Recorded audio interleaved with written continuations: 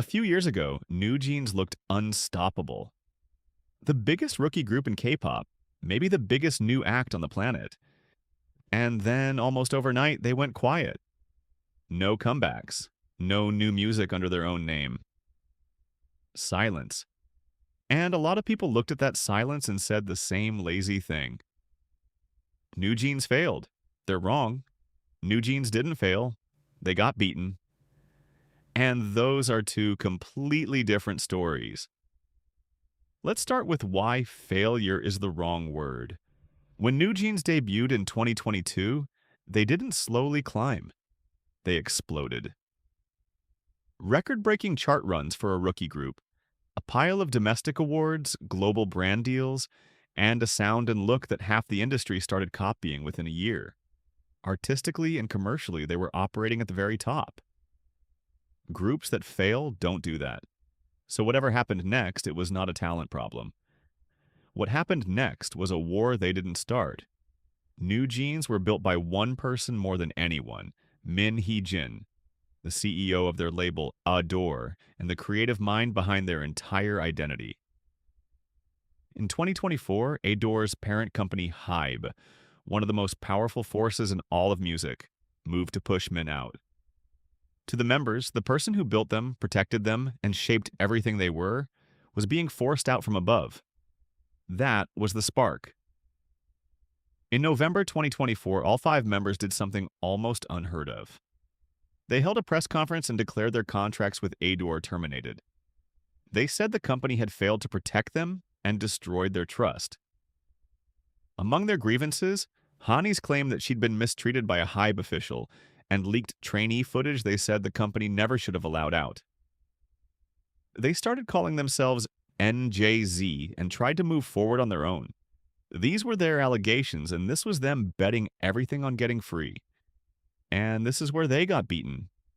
ADOR didn't blink.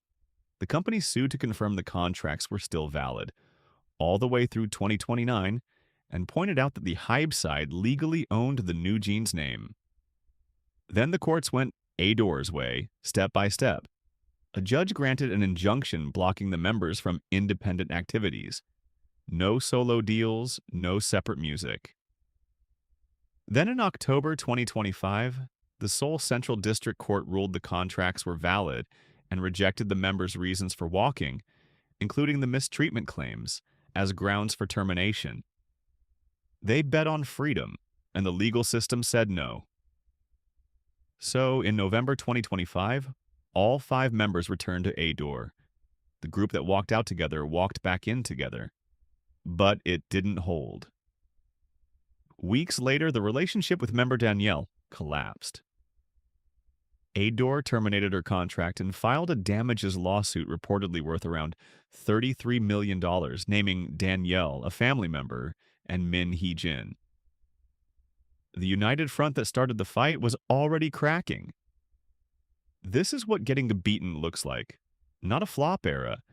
Not a fan base that moved on.